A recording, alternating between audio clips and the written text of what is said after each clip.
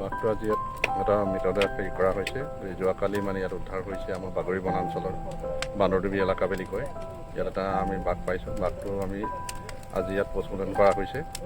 গতিকে আমাৰ ডিপাৰ্টমেণ্টৰ যিটো নিয়ম অনুসৰি ইয়াত এটা পষ্টমৰ্টেম কৰা হৈছে আৰু ইয়াতে বাঘটো পষ্টমৰ্টেম কৰাৰ পাছত তাক মানে ইয়াত ডিছপ'জ কৰা হৈছে জ্বলাই দিবি।